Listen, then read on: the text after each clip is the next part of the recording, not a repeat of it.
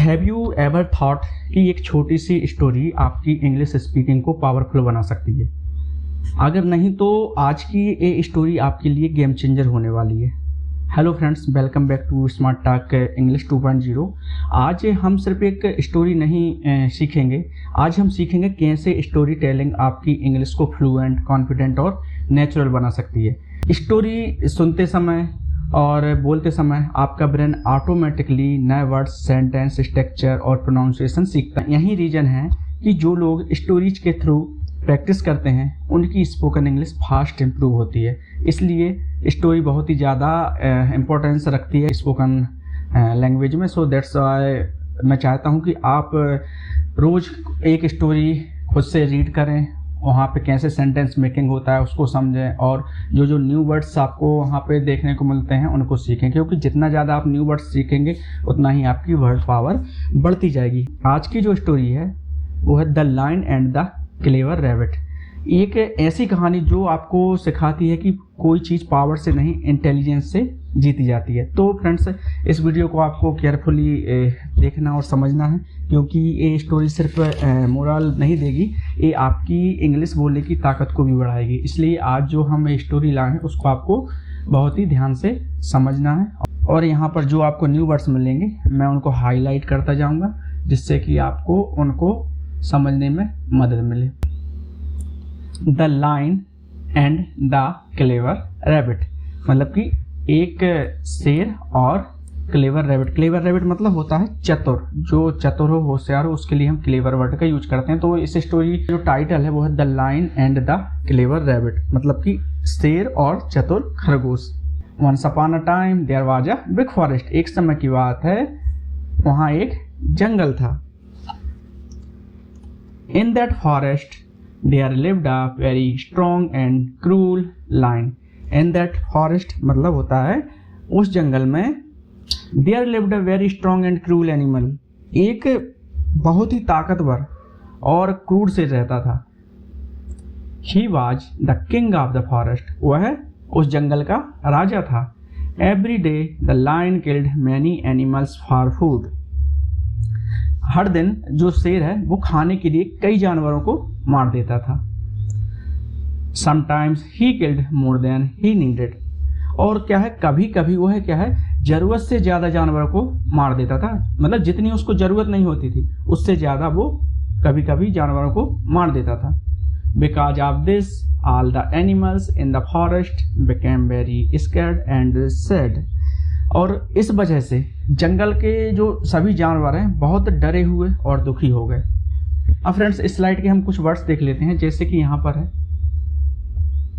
Big मतलब होता है बड़ा, फॉरेस्ट मतलब होता है जंगल, स्ट्रॉन्ग का मतलब होता है ताकतवर, क्रूल का मतलब होता है जो निर्दयी होता है, क्रूर होता है, किंग का मतलब होता है राजा, लायंस का मतलब होता है शेर, एवरीडे मतलब होता है हर दिन, मैनी मतलब होता है बहुत सारे, किल का सेकेंड फॉर्म है यहाँ पर किल्ड, किल का मतलब होता है मारना, एनिमल्स मतलब होता है बहुत सारे जानवर, फूड का मतलब होता है भोजन, समटाइम्स मतलब होता है कभी कभी,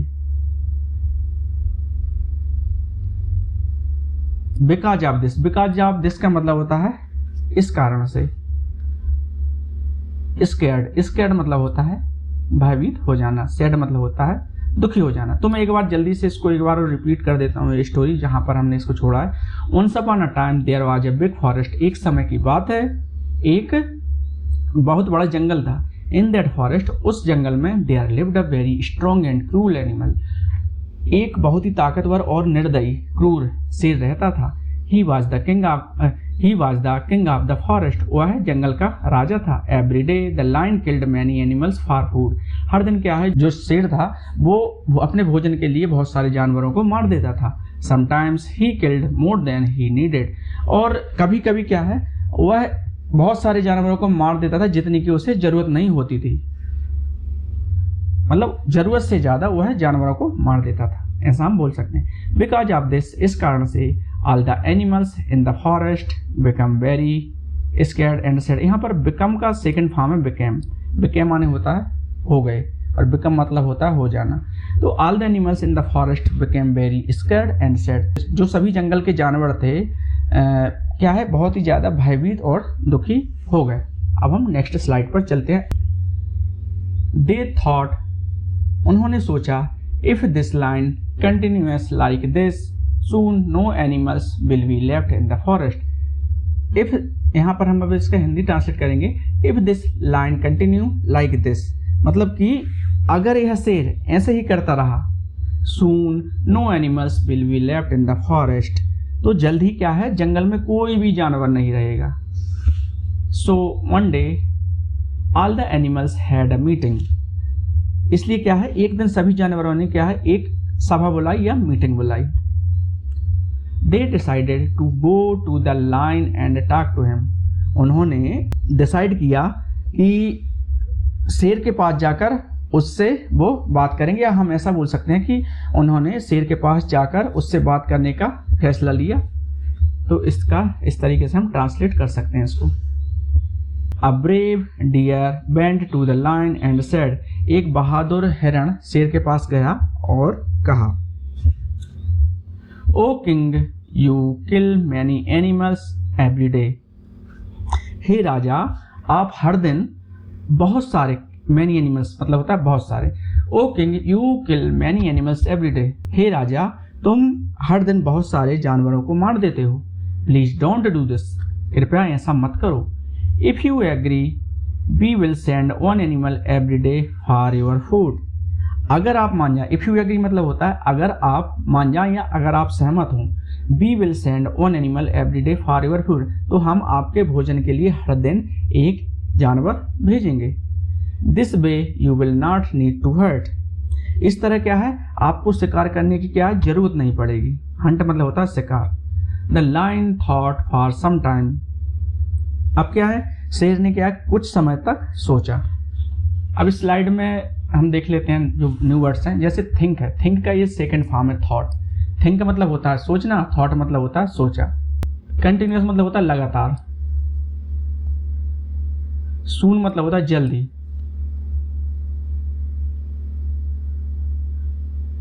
मीटिंग मतलब होता है सभा। डिसाइड का सेकंड फॉर्म है डिसाइडेड। डिसाइड मतलब होता है फैसला करना। टॉक मतलब होता है बात करना। ब्रेव मतलब होता है बहादुर। डियर मतलब होता है हिरण। से का सेकंड फॉर्म होता है सैड। से मतलब होता है कहना। सैड मतलब होता है कहा। किल मतलब होता है मारना। मैनी एनिमल्स मतलब होता है बहुत सारे जानवर। एग्री मतलब होता है सहमत होना। हंट मतलब होता है शिकार। जो हंटर होता है उसको बोलते हैं शिकारी, और हंट मतलब होता है शिकार करना। तो यहाँ पर ज़्यादा कुछ डिफिकल्ट न्यू वर्ड्स नहीं थे, तो इसको मैं एक बार और रिपीट कर देता हूँ। दे थॉट, उन्होंने सोचा, if this lion continues like this, यदि शेर इसी तरीके से लगातार करता रहा, soon no animals will be left in the forest, जल्दी क्या है इस जंगल में कोई भी जानवर नहीं बचेगा। So one day all the animals had a meeting, तो क्या हुआ, एक दिन सभी जानवरों ने एक मीटिंग बुलाई। They decided to go to the lion and talk to him, और उन्होंने क्या है शेर के पास जाकर उससे बात करने का फैसला लिया। A brave deer went to the lion and said, एक बहादुर हिरण जो है वो लाइन के पास गया और उससे कहा, ओ किंग, हे राजा, you kill many animals every day, तुम बहुत सारे जानवर हर दिन मार देते हो। प्लीज डोंट डू दिस, कृपया ऐसा मत करो। इफ यू एग्री, यदि आप सहमत हो, we will send one animal every day for your food, तो हम क्या है आपके भोजन के लिए हर दिन एक जानवर भेजेंगे। This way you will not need to hurt, this way मतलब होता है इस तरह। इस तरह क्या है आपको शिकार करने की क्या है जरूरत नहीं पड़ेगी। The lion thought for some time, अब क्या है जो शेर था उसने क्या किया, कुछ समय के लिए वो है सोचने लगा या उसने सोचा। अब नेक्स्ट स्लाइड पे, अब जो नेक्स्ट स्लाइड पे हैं आगे की स्टोरी उसके बारे में डिस्कस करते हैं। He liked this idea because it was easy for him, अब क्या है उसे यह जो आइडिया है वो बहुत ही अच्छा लगा, क्योंकि क्या है यह उसके लिए बहुत ही आसान था। सो द लायन सेड, शेर ने कहा, ओके आई एग्री, ठीक है मैं सहमत हूं या मैं मान जाता हूं। बट रिमेंबर, लेकिन याद रखना, if any animals comes late I will kill many animals but remember, मतलब आप एक बात याद रखना, if any animals comes late, यदि कोई जानवर देर से आता है, I will kill many animals, तो मैं क्या है बहुत सारे जानवरों को मारूंगा। इस तरीके की उसने उसके सामने कंडीशन रखी।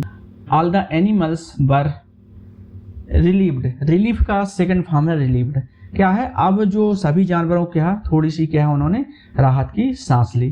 From that day every day one animal went to the lion, from that day मतलब उस दिन से,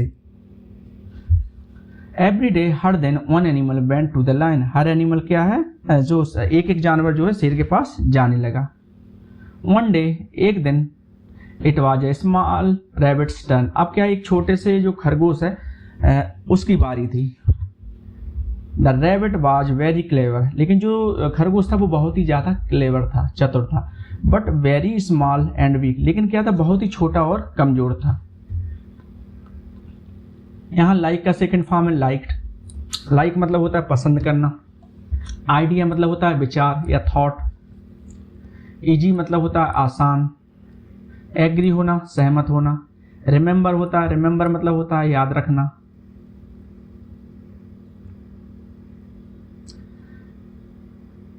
रिलीफ का सेकंड फॉर्म है रिलीव्ड, रिलीव्ड मतलब होता है राहत की सांस लेना।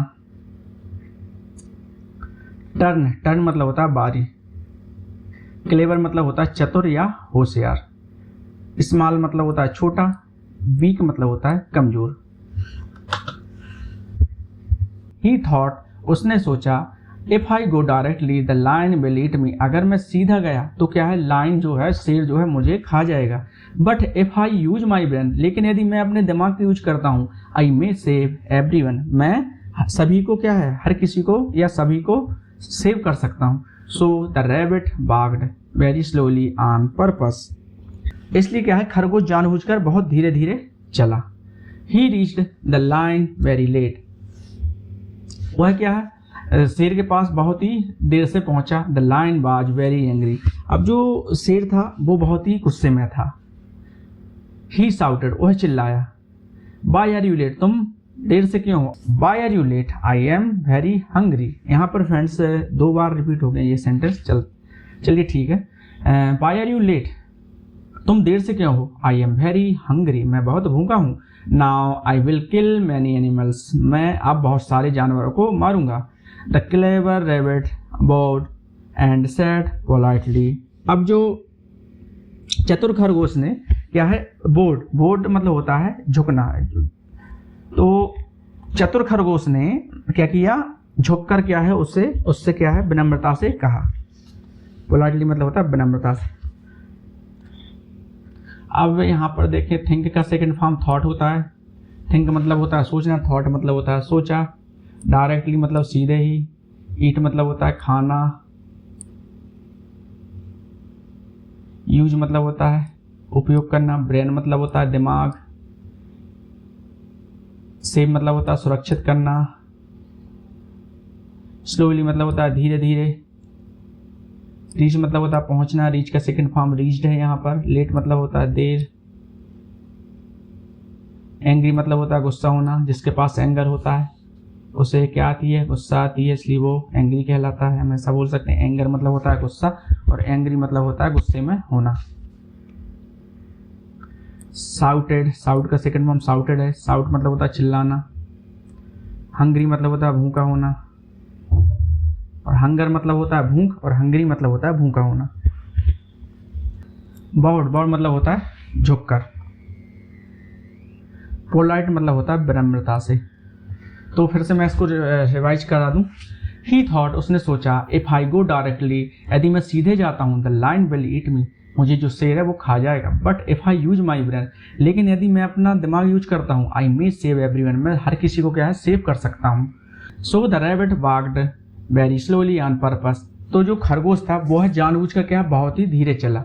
ही reached the lion very late, वह लाइन के पास जो है बहुत देर से पहुंचा। The lion was very angry, lion जो है बहुत ही ज्यादा गुस्से में था। He shouted, why are you late, वह चिल्लाया तुम देर से क्यों हो। आई एम वेरी हंग्री, मैं बहुत ही भूखा हूँ। Now I will kill many animals, अब मैं बहुत सारे जानवरों को मार दूंगा। The clever rabbit bowed and said politely, अब जो चतुर खरगोश है वो है उसने झुककर विनम्रता से कहा, ओ किंग प्लीज फॉरगिव मी, हे राजा कृपया मुझे माफ कर दीजिए।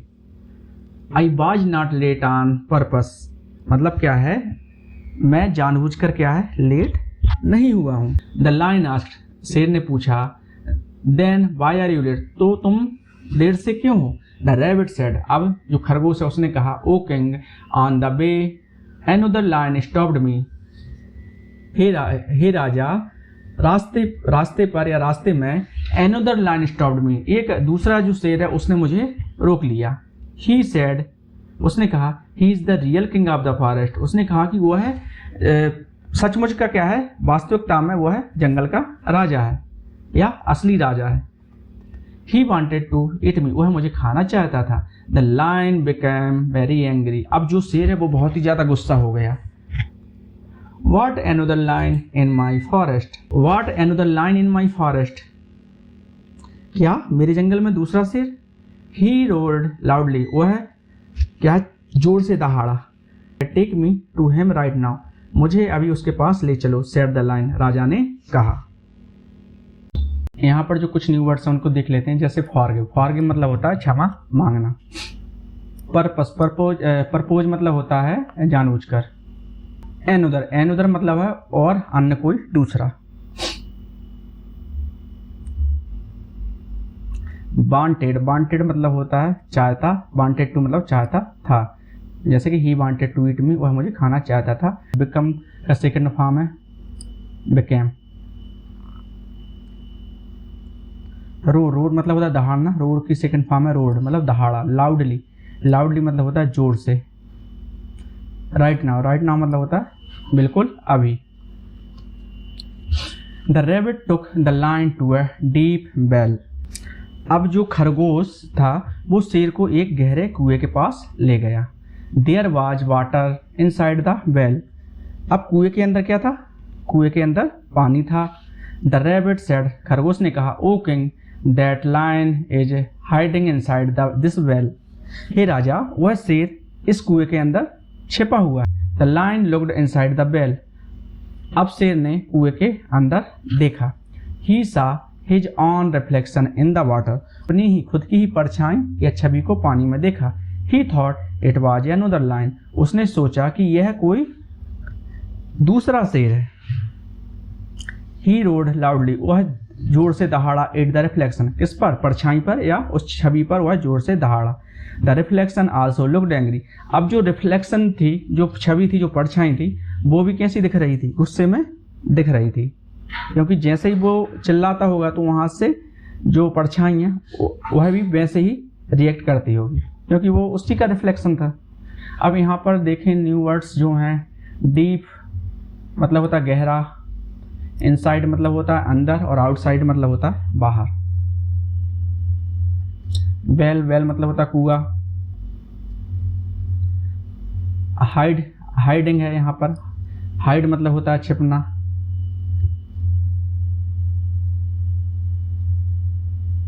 रिफ्लेक्शन मतलब होता है छवि या परछाई। अनदर मतलब होता है अन्य कोई दूसरा। रोर मतलब होता है दहाड़ना। लाउडली मतलब होता है जोर से। एंग्री मतलब होता है गुस्से में। तो यहाँ पर भी लगभग वही जो पुराने वर्ड्स हैं वो रिपीट हुए। अभी इसको मैं एक बार और रिपीट कर देता हूँ। The rabbit took the lion to a deep well, अब जो खरगोश है उस शेर को गहरे कुएं के पास ले गया। There was water inside the well, अब उस कुएं में पानी था।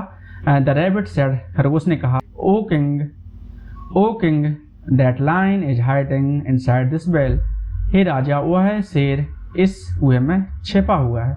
The lion looked inside the well, अब जो शेर है उस कुएं में देखता है। He saw his own reflection in the water, वह अपनी ही परछाई को उस पानी में देखता है। ही थॉट, उसने सोचा, इट वाज अनदर लायन, उसने सोचा कि यह मेरे ही जैसा कोई दूसरा शेर है। ही road loudly at the reflection, वह जोर से उस छवि पर वह जोर से उस छवि पर दहाड़ा। The reflection also looked angry, अब जो छवि थी वह भी क्या है, गुस्से में दिख रही थी। The lion became more furious, शेर और भी ज्यादा क्रोधित हो गया, मतलब बहुत ही ज्यादा क्रोधित होना को बोलते हैं फ्यूरियस होना।